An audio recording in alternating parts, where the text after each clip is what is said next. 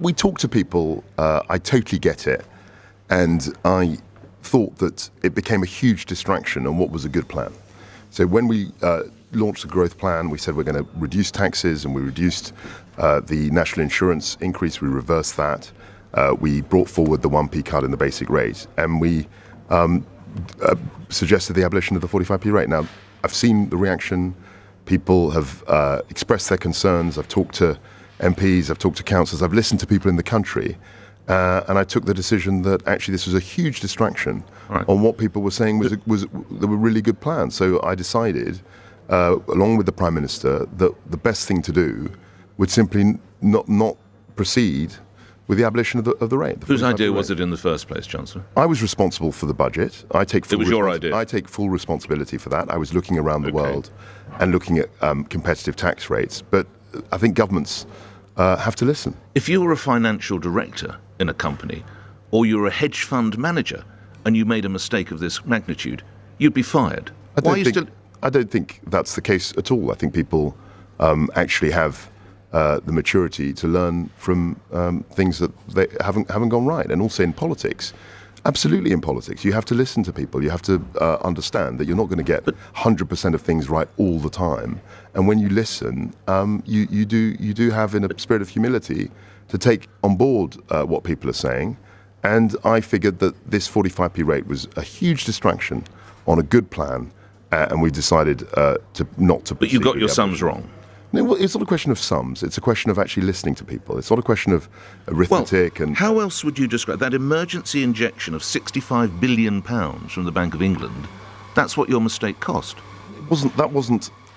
What happened in the gilt market has got nothing to do with the. You don't think that the 45p gave the city jitters and contributed? No, I think there was a whole range of things that were going on in the gilt market. You saw at that time, if we want to get into it, the huge sell-off of treasuries. So interest rates were going up across the world, particularly in the United States. And as interest rates were going up in the United States, bond prices were going down, and the bank had to intervene at the what they call the long end of the curve. That was a different set of issues, Nick, from the tax measures that we announced in the mini-budget. What are my listeners to make? Because I hear that you say we've listened, and this is not the way to go forward. But the Prime Minister said yesterday in a TV interview, we're not going to do what's popular, we're going to do what's necessary.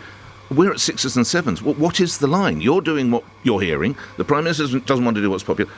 What's going on here? So I spoke with the Prime Minister about this, and you've got to remember the energy package was huge. We intervened. People were facing £6,500, according to some estimates, bills next year.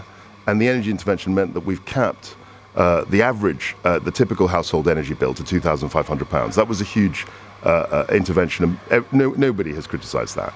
We also decided, and she campaigned on not going ahead with a national insurance increase.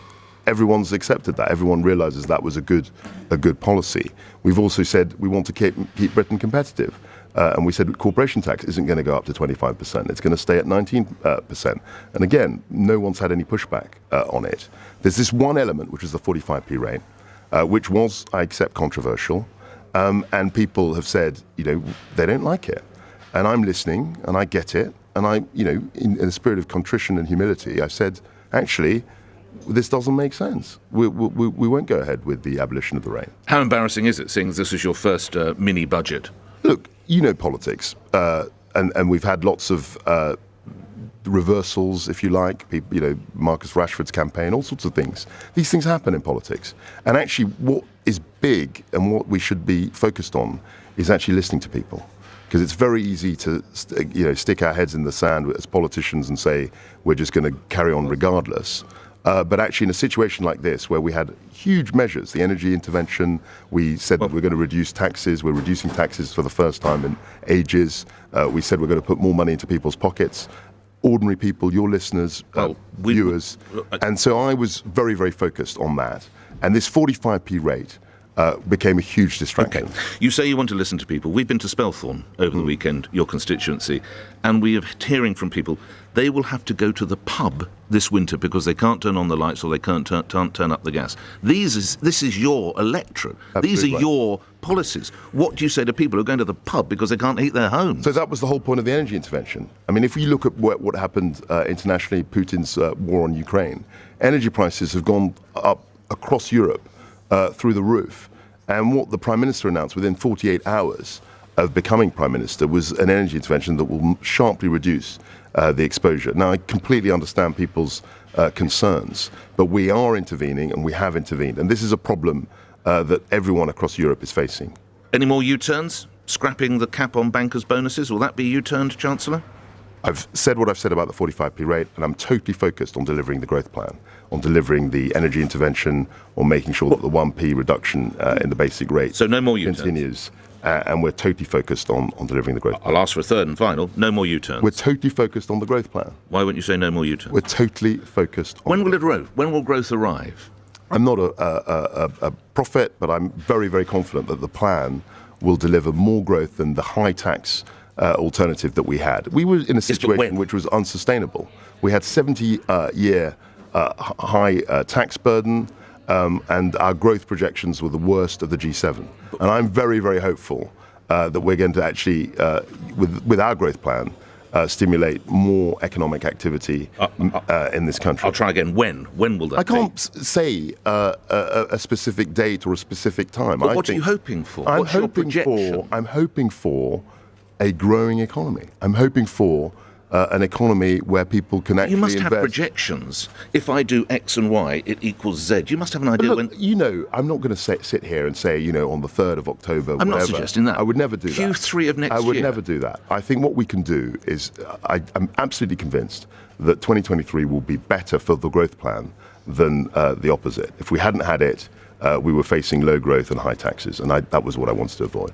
One other thing the good folk of Spelthorne was mentioned or questioned was why you went to a party with hedge fund managers after the budget. Who invited you and why did you go? I spent, I think, quarter of an hour there, or maybe a bit longer, and it was a party event. We had party events all the time. Sorry, a conservative party. A conservative party, sorry. A conservative, but not... Let's stress a conservative party event, which had been booked in for a few weeks, actually. And as you remember, I mean, it was a very difficult time because we had Her Majesty's passing, Indeed. We had the funeral, there were dates moving around, and the dates of that seemed to coincide with the mini budget. With hindsight, would you have gone? I think it was a difficult call, and I totally get how it looks, and I just feel that it was something that I was signed up to do and I had to do. But with hindsight, you wouldn't go. With hindsight, it probably wasn't the best day to go. Michael Gove and others say you've got a tin ear. What would you say to them? Well, I haven't got a tin ear because I've listened to people and I've decided to. I've listened to them. Even over bankers' bonuses? On the 45p rate, and I think that was the right thing to do. Again, to Spelthorne, can you assure people that while pensions will rise in line with inflation, what about benefits? I'm not committed to any spending. I mean, people try and get me into talking about spending today. I'm committed to the growth plan. We've set out what we're doing in the growth plan by helping people with energy bills, by helping people in terms of their tax take, the national insurance reversal. We're not increasing that. We're not increasing. We're reducing the 1p basic rate. Yeah. That's what I'm focused on. Many listeners are very nervous about benefits. You'll be aware of that, Chancellor. Absolutely. You're holding their fate in your hands. It's not unfair to ask if pensions can rise in line with inflation. I'm not going to comment on spending today. That's not what we're focused on. Is the growth plan. We've got a medium-term plan which will set out more spending policies in the near future. And the growth plan that you still can't tell me when it's going to actually happen? Well, the growth plan is being implemented now. I can't predict to the hour or to the day when growth will come in this economy. But what I am convinced of is that without a growth plan, without a low-tax agenda, without an agenda that allows people to keep more of the money they earn, we're not going to get effective growth in this country. Are we likely to be looking at more austerity measures? I don't think so at all. I think what we're trying to focus on is growing the pie, growing the economy. Because without growth, we won't get good public services. Without growth, we won't have higher standards of living. Without growth, we won't have enough funding for the NHS. So that's the focus of my chancellorship. That's what the Prime Minister's focused on. And I think if we can grow this economy, we can have a much more successful society. Last couple of questions. Jake Berry's comments about getting another job, that's tin-eared, isn't it? The party chairman. I didn't hear what he said about, because I was obviously focused on the growth plan. And you should earn more money by getting a better job if you're having tough times. I think we should focus on trying. Do you concur with that group view? I don't know the context of what Jake said or when he said it. I've just told you, if you're in trouble, get a better job. But I think what I'm focused on is obviously delivering the growth plan. I'm not going to comment on Jake's comments because I don't know when he said them. Okay, I sense you've got to go. You mentioned the loss of Queen Elizabeth II. Should the royal family pay inheritance tax? The royal family has a settlement with the government. They've got the civil list. That's been going on for, 250 years, 300 years? And I think they do huge service to this country. They're a huge asset. I absolutely concur. My question was, should they pay inheritance tax? We have a separate funding arrangement for them, and that's lasted, I think, since the time of George III, I think. And it's something that is very credible. And actually, they give a huge amount to the country. Okay, so they shouldn't. All right. Final question. What's the tougher job, being Chancellor of the Exchequer or manager of Manchester United? You mentioned Marcus Rashford. I think Manchester United. But I couldn't comment because I've never been manager of Manchester United. But that's a tougher job, you think? Well, look, I think we're all privileged to have these jobs. I think we're all privileged to serve our country. And it's a real honour for me to be Chancellor of the Exchequer. I don't know what it's like to be manager of Manchester United because I've never done that. Okay. But I think if you think about it, Nick, I think the pressures of high-level sport, where every single game you have to deliver, I think are pretty extraordinary. Yes, it was your cup final with that budget, perhaps some might argue. Well, luckily I don't have to deliver a budget every week. No, indeed. So for a footballer, for a football manager, especially when you're battling a difficult situation in the league, I can imagine that's a huge pressure. Okay, what signifies a successful conference to you? I think just focusing on the growth plan. It was a remarkable set of measures.